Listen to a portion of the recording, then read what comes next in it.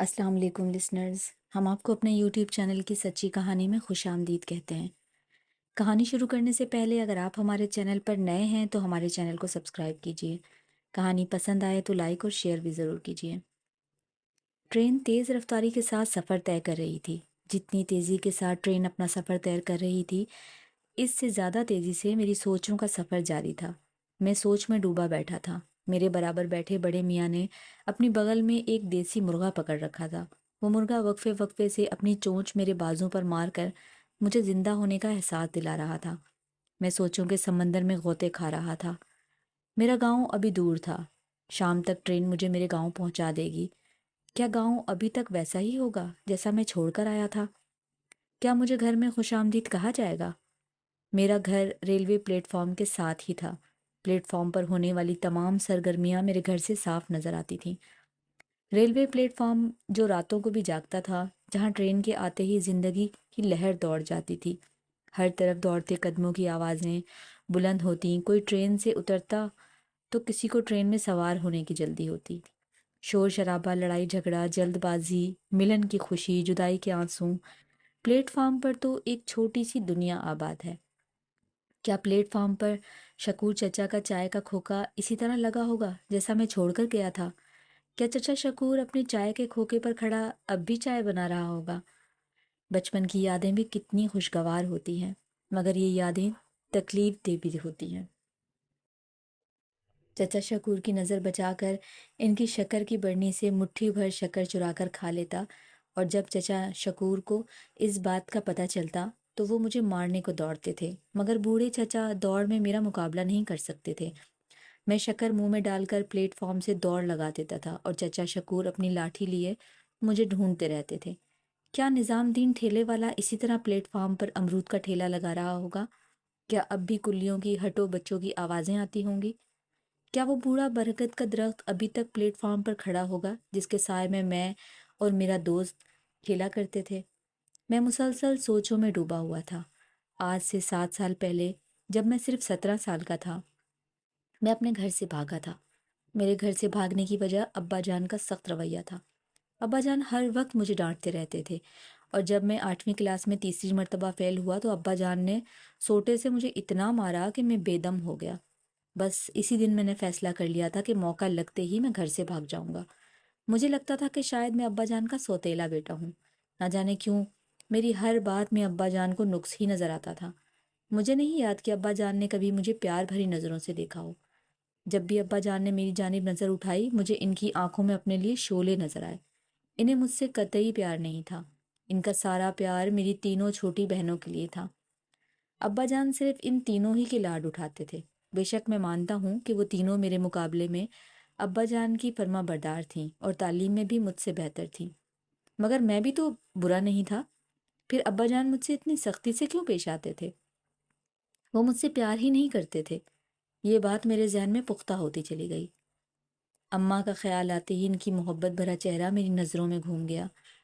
میں نے اس گھر میں 17 سال صرف اماں کی محبت کی وجہ سے گزارے تھے، ورنہ میں بہت پہلے ہی گھر سے بھاگ جاتا۔ لیکن کب تک؟ آخرکار 17 سال کی عمر میں نے گھر سے بھاگنے کا فیصلہ کر لیا۔ گھر سے بھاگتے ہوئے میں نے تن کے کپڑوں کے سوا گھر سے کچھ بھی نہیں لیا تھا، صرف ایک خط اماں کے نام لکھ کر ان کے سرہانے چھوڑ آیا تھا۔ مجھے آج تک خط کے مندرجات یاد ہیں۔ پیاری اماں جان، جب آپ کو یہ خط ملے گا میں یہاں سے بہت دور جا چکا ہوں گا، مجھے ڈھونڈنے کی کوشش نہیں کیجیے گا۔ ویسے بھی آپ کے علاوہ گھر میں ہے ہی کون جسے میری فکر ہو؟ ابا جان تو خدا کا شکر ادا کریں گے کہ اچھا ہوا نکما نالائق اور کام چور چلا گیا، جان چھوٹی۔ اچھا ہے اب انہیں گاؤں کے والوں سے میری شکایتیں سننے کو نہیں ملیں گی، وہ تو میری جانے کی خوشی میں گھی کے چراغ جلائیں گے۔ اماں، سچ بتائیے، کیا میں واقعی ابا جان کا سگا بیٹا ہوں، یا میں ابا جان کو کسی میلے میں روتا ہوا ملا تھا، یا انہوں نے درگاہ کی سیڑھیوں پر سے مجھے اٹھایا تھا؟ آخر ابا جان کو مجھ سے محبت کیوں نہیں ہے؟ وہ میرے ساتھ کیوں اتنی سختی سے پیش آتے ہیں؟ انہیں میری ہر بات میں کیڑے کیوں نظر آتے ہیں؟ میں اسی لیے یہ گھر چھوڑ کر جا رہا ہوں۔ مجھے یقین ہے میرے جانے سے ابا جان بہت خوش ہوں گے۔ اماں، میں 1 سال بعد دوبارہ یہاں آؤں گا۔ اگر ابا جان کو یہ گوارا ہو کہ میں گھر واپس آ جاؤں تو ان سے کہنا پلیٹ فارم پر جو برگد کا پرانا بوڑھا درخت لگا ہوا ہے اس درخت پر ایک سفید کپڑا باندھ دیں۔ میں 1 سال بعد واپس آؤں گا، اگر برگد کے درخت پر سفید کپڑا نظر آیا تو میں گھر واپس آ جاؤں گا، اور اگر اس وقت درخت پر مجھے کوئی سفید کپڑا نظر نہیں آیا تو میں سمجھ جاؤں گا کہ ابا جان کو میرا گھر آنا پسند نہیں ہے، اور میں جس ٹرین سے یہاں آؤں گا اسی ٹرین سے واپس شہر چلا جاؤں گا، کبھی واپس نہ آنے کے لیے۔ فقط آپ کا بیٹا اقبال عرف بالا۔ لکھنے کو تو میں نے خط میں لکھ دیا تھا، مگر مجھے یقین تھا کہ جب میں 1 سال بعد یہاں واپس آؤں گا تو مجھے برگد کے درخت پر کوئی سفید کپڑا نظر نہیں آئے گا۔ بھلا ابا جان کیوں چاہیں گے کہ میں گھر واپس آؤں؟ آخر میری وجہ سے انہیں گاؤں والوں کے سامنے کتنی شرمندگی اٹھانی پڑتی ہے۔ وہ یہ بات مجھے 1000 بار بول چکے ہیں۔ میں گاؤں سے بھاگ کر شہر چلا گیا۔ شہر میں میرے ساتھ کیا گزری میں الفاظ میں بیان نہیں کر سکتا۔ چند ہی دنوں میں مجھے احساس ہو گیا کہ میں نے گھر سے بھاگ کر بہت گھاٹے کا سودا کیا ہے۔ اس سے پہلے کہ میں گاؤں واپسی کا سوچتا، مجھے ایک ناکردہ جرم میں گرفتار کر لیا گیا، اور میں 7 سال جیل میں گزار کر آج صبح ہی رہا ہوا ہوں، اور اب ٹرین میں بیٹھا اپنے گاؤں اپنے گھر جا رہا ہوں۔ کیا گھر پر مجھے کوئی خوش آمدید کہے گا؟ میں نے ٹرین کی کھڑکی سے باہر کے مناظر دیکھتے ہوئے سوچا۔ نہ جانے اماں نے ان 7 سالوں میں مجھے کتنی بار یاد کیا ہوگا۔ کیا ابا جان نے بھی کبھی مجھے یاد کیا ہوگا؟ یہ خیال مجھے مسلسل ستا رہا تھا۔ میں نے سوچ رکھا تھا کہ اگر پلیٹ فارم پر لگے برگد کے درخت پر مجھے کوئی سفید کپڑا نظر نہیں آیا تو میں اسی ٹرین سے واپس شہر آ جاؤں گا، اور پھر کبھی گاؤں یا اپنے گھر جانے کا خیال تک دل میں نہیں لاؤں گا۔ میں محسوس کر رہا تھا جو میرا گاؤں قریب آتا جا رہا تھا، میری گھبراہٹ میں اضافہ ہوتا جا رہا تھا، میرا حلق خشک ہو رہا تھا، میرا ذہن مثبت اور منفی خیالات کی آماجگاہ بنا ہوا تھا۔ اگر برگد کے درخت پر سفید کپڑا نظر نہیں آیا تو کیا ہوگا؟ ٹرین اپنا سفر طے کرتی جا رہی تھی، میرا گاؤں نزدیک آتا جا رہا تھا، فیصلے کی گھڑی بس آنے ہی والی تھی۔ خوف کے سائے مجھ پر چھا رہے تھے۔ میں امید اور نا امید کی سرحد پر کھڑا تھا۔ مختلف اندیشے میرے گرد اپنا حصار تنگ کر رہے تھے۔ ٹرین کی کھڑکی سے باہر دیکھنے کی مجھ میں ہمت نہیں ہو رہی تھی۔ میں نے آنکھیں بند کر کے اپنی گردن جھکا لی۔ اسی وقت ٹرین کی رفتار دھیمی ہوئی اور وہ پلیٹ فارم سے لگ کر رک گئی۔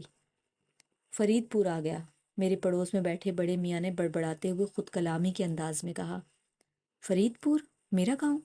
میرے ذہن میں آواز ابھری۔ مجھ سے نظریں نہیں اٹھائی جا رہی تھیں۔ میں پلیٹ فارم پر لگے برگد کے درخت کو دیکھنا چاہتا تھا، مگر مجھے لگ رہا تھا جیسے میری گردن پر منو بوجھ رکھا ہو، جس کی وجہ سے میری گردن اوپر نہیں اٹھ رہی۔ ذہن منفی خیالات کی اماں جگہ بنا ہوا تھا۔ آخر کار میں نے ہمت کر کے سر اوپر اٹھایا اور آنکھیں کھول کر پلیٹ فارم کی جانب دیکھا۔ یہ کیا؟ مجھے نظر کیوں نہیں آ رہا؟ کیا میں اندھا ہو گیا ہوں؟ جب مجھے نظر نہیں آیا تو میرے ذہن پر پردے پر سوال ابھرا، مگر پر خود ہی جواب بھی آ گیا۔ جب آنکھیں آنسوؤں سے بھری ہوں تو کچھ نظر نہیں آتا۔ مجھے احساس ہو رہا تھا کہ میری آنکھوں سے آنسو خود بخود بہہ رہے ہیں۔ میں نے اپنی آنکھیں صاف کیں اور ڈرتے ڈرتے پلیٹ فارم پر لگے بوڑھے برگد کے درخت کی جانب دیکھا۔ بوڑھے برگد کے درخت کو دیکھتے ہی میرا دل اچھل کر حلق میں آ گیا۔ برگد کا پورا درخت سفید کپڑوں سے ڈھکا ہوا تھا، اور درخت کی ہر شاخ پر سفید کپڑے لہرا رہے تھے۔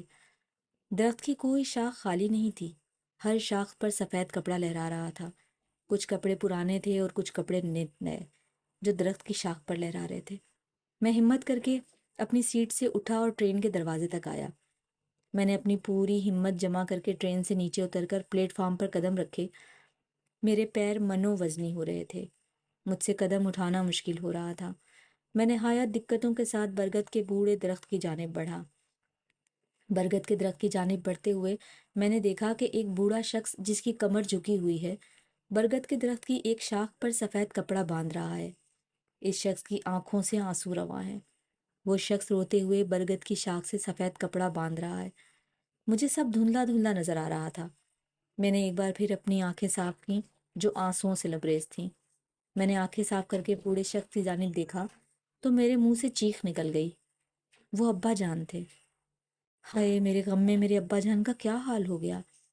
میرے صحت مند ابا کا میری جدائی نے کیا حال کر دیا؟ میں نے کتنا بڑا ظلم کیا۔ مجھے بے اختیار رونا آنے لگا۔ ابا جان؟ میرے منہ سے بے اختیار نکلا تو ابا جان نے مڑ کر میری جانب دیکھا، اور مجھ پر نظر پڑتے ہی ان کا مرجھایا ہوا چہرہ کھل اٹھا اور وہ ہاتھ پھیلا کر تیزی سے میری جانب بڑھے، مگر راستے میں پڑے بڑے سے پتھر سے ٹکرا گئے اور پلیٹ فارم پر گرنے لگے۔ میں نے بھاگ کر انہیں اپنی باہوں میں سنبھالا۔ میں آ گیا ہوں ابا جان، میں لوٹ آیا ہوں، مجھے معاف کر دیجیے، میں نے روتے ہوئے کہا اور ابا جان کے سامنے معافی کے لیے ہاتھ جوڑ دیے۔ تو ابا جان نے مجھے بے قراری سے اپنے سینے سے لگا لیا اور میرے گالوں پر پیار کرنے لگے۔ ابا جان کی محبت میری نس نس میں اتر رہی تھی۔ ہم باپ بیٹے کا ملاپ دیکھ کر چچا شکور کی آنکھوں میں بھی خوشی کے آنسو آ گئے۔ مجھے محسوس ہو رہا تھا کہ میرے لوٹ آنے سے پلیٹ فارم کی ہر شے خوش ہو رہی ہے۔ چچا شکور کا چائے کا کیبن بھی مسکرا رہا ہے۔ پلیٹ فارم پر بنی سیمنٹ کی بینچ اور پانی پینے کا مٹکا بھی میرے واپس آنے پر خوش تھا، اور سب سے زیادہ خوشی برگد کے بوڑھے درخت کو تھی۔ اس کی ہر شاخ خوشی سے جھوم رہی تھی۔